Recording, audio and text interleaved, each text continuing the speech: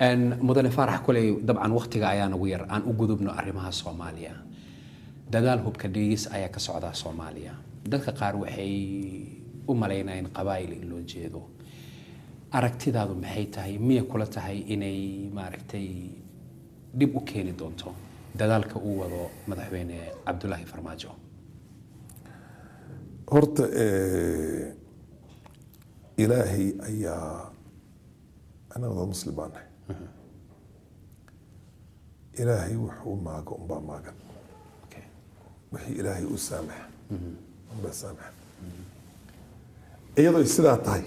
ayuu ilaahi wuxuu kiri udcuuni astajib lakum ibarya wa in ajib baryidina wa in ajib gacmaha wax badan kor u taagnay ilaahi inuu dad fiican oo xalaal ah oo wadani ah Soomaaliya madax uga dhigo waxaan aaminsanahay maanta intii la hayo alxamdulillah shukrillah annaga Soomaaliya waxay ku maamaaday jirkiis la haya jiridka kama qoslo dhag intuu dhaha gooskiisa dambe ma arkaysa ninka jirkiisa la haya hilbihiisa ma wahay anagu hal qoys hal qabiil baan nahay Soomaali la yiraahdo kala qaran baan nahay midka Soomaaliga meel alla meesha uu joogo markuu dib ku haysto waanu danqanaynaa meel alla meelan joogo hadii fahamtay Soomaali marka indhaxumada dhagaxumada maqalka xun oo maqleena indhaha wax xun oo ku arkeen badda dadka ku dhamaanay iyo gabdhaha Soomaaliyeed oo intii la gowraca ka bacdi la dila lagala baxayo waxay bahalki la kufsanayo la dilayo saxarada ku dhamaanayaan waxa kulli horta waxa weeyaan alsas been ugu beerta calooshaada oo calool xumo ee ugu beertay muddo dheer haatan waxaan isleenahay Soomaaliya horta wax ka khayraad badan ma laha wax ka qanisan population ka ilayhiin qanimada ay haystaan adduunka wax qanimada haysta ma jiro ilaahina waan baryana wanu dadaalina dawladda Maxamed Cabdullaahi Farmaajo iyo Xasan Ali Khayre way dadaaleen shaqo fiican bay qabteen hubka dhiga waa in garab loogu noqdo haday laba beel ay dib u dhaxeeyo oo isleey hadii hubka la idaga dhigo kuwana hubkooda haystaan igu soo duulayaan simultaneously isku waqti isku mar waa in laga dhigo markii beeshan laga dhigayo hubka meel alla meeshii ay qatar u aragto oo hubka marka hore u qaadatay waa in iyaga hubka laga dhigo waad garsama marka Soomaaliya dhanba hubka laga dhigo way fiican tahay mar hadii hubka la dhigo dibku u yaraanaya garuun iyo maxay ahayd iyo tori wax yar wax harba lagu sameyn karaa marka in lagu dilo daan waa laga heshin way dhici jirtay waliga ka Soomaaliya waligeed way dhici jirtay masawirna isku tuura laakiin hadda marka qori weyn oo boobo oo daqadii ay intaas oo boqol waxbad ay ka dhici aad shacab meel degan aad joogto 2-3 baa saacad ku dili kartaa waa lagu dhumay waa lagu leeday marka dhiiga Soomaaliya waa in la baajiyo saddex shay la afar shay oo qiimo gal ah oo sharaftii soo celisay iyo horta sameeyay oo kamid ah maxaa kamid ah saddexda shay kow waxa kamid asagi oo madaxiisa kor u istaagay la qarankii buu mathala iyo prime minister kiisi oo markay meelaha kala tagaan Kenya noogu imaadaan wadamaha kale jiraanka tagaan Carabaha tagaan iyagoo maaragtay aanan dhulka isdhigaynin ay la xisaabtamaan hadii fahamtay Soomaaliya ilaa qabki Soomaali bad adiga wada Soomaali meel joogto dhan qabkaasaytu inay dawladii meesha kali oo jamhuuriyadda dimuqraadiga Soomaaliya lagaga mathalo way jeceshahayako restore the dignity of the Somali nation and Somali state midda labaad shaqaalihii dawladda mushaarkooda qaataan oo hantidooda yareed oo la kala boobayay waa la sugay shilinka soo baxa dollar soo baxda waa la ilaalinayaa midda saddexaad ciidanka qaranka Soomaaliyeed oo ciidan kasta ka fiican oo amisom ka wanaagsan oo kulli ka wanaagsan oo ka qiimo badan oo ka qiiro badan oo ka geesisan iyo dhisay hadana si dhisaya wadi fahamtay Soomaaliya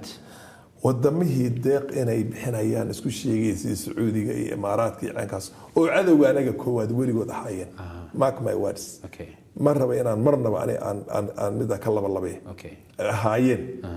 oo dhibaatooyinka anaga Soomaaliya ka dhaceysay oo dhanba mar kastaba aaba ka ah ayaga oo ka ku xisaabtamay hadii khayraadka shidaalka Soomaaliya iyo gaaska Soomaaliya la soo saaro laabkiina Dahraan iyo Kuwait iyo maxay ahayd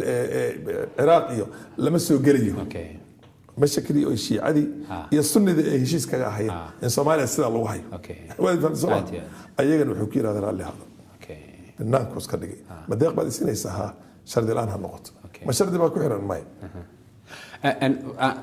هذا الكلام وضعتها دابيه أي قبل القادين مركي أقول رئيس السعودي ولوسو دويسي دونالد ترامب لوسو دوي أوكي ما قدر ذلك وكان أيانتي أنت أنكور يقول إنه مركز ورئيس رئيس always keep your cards very close to your chest مركز قرن كمثليس لأن هذا حويا مركز لو احترام أي أو كر لو حي تنبأ لقالي وحبا الله ياسا صبان هي ما قدر ذلك وحنا ربحاني هاديار وحنا ربحاني وديار وحنا ربحاني $200 مليون ببلان قاضي $1 كم صوب حين قريب ما بغلي هذا الشيء يجي يبحنا ين هوستي أول شيء ذكريه بيك الشيء واحد قرن كذا نوانسه ما يجي marka mudane Faarax kulli horta waqtiga aanu saamaxin laakiin si kooban dibka hadartan khaliijka ka taagan موقفka Soomaaliya ay qaadatay ama uu madaxweyne Maxamed Cabdullaahi Farmaajo uu qaatay oo xitaa la leeyahay $80 milyan inay Sacuudiga ma aragtay uu ka diiday saamaynta ay Soomaaliya ku yeelan doonto dibka khaliijka $5 bilyan hata deysiyaan nasab weeyaan Soomaaliya waa nasab you can't dictate my foreign policy qaran baan مثلا عندنا qaran baatay dalkan ma aragtay meelaha maxay ahayd meelaha adiga maxaynka qeyradkaada qabtan ilaahay uu siiyay marka in lagu xisaabtamo in la laaluusho madaxweynaha Soomaaliya wareed si hadii loo eego annaga waxaan isku aragnaa wax naga sareeya adduunka dhuusan jirin ajiib waxaan ku soconayna waa midda waxaan ku nool lahayna waa midda waxa ilaahay uu nagu manaystay oo ma aragtay annaga hadda aan inta wadankii burburay meel kasta aan ku burburnay haddana aan kor u soconno waa inta ayada wadi fahamtay Soomaaliya way soo noqon sharaftii Soomaaliyeed way fahamtay Soomaaliya 5 bilyan bay hada 10 bilyan ay dhahan inuu dhaha albaab ka bax isku way maanan you can't policy you cannot dictate my foreign policy hadda ka hor baan u gooynay maxay ahayd Iran aan xiriir ku gooynay inkastoo Iraniinta dad isku haleen kara iyagana ay helo dantooda ay leeyihiin they have their own interest interestooda qaban laakiin markii xiriirka loo gooynay intii loo imaaday dawladda Soomaaliya markaa kida ayaa bas alahan baan ku siinanaa loo gooy dawladda ahayd tiitan gooraysi loo gooy Imaaraadka waxay u geysay maxay ahayd dawladda xamar baa u geysay markaasoo kale waxay ahayd maya haddaan necbaado aniga markay waqtigeyga baan u goon karaa waqtigeyga baan la xisaabtamay waqtigeyga baan wadankeyga asaga aan qori laba tarale intaan saa ugu qabto iskaga riixaya maxaa dhisir badan iyo shiica iyo 100 shay bay iga hatay wataan oo kuwan khaliijka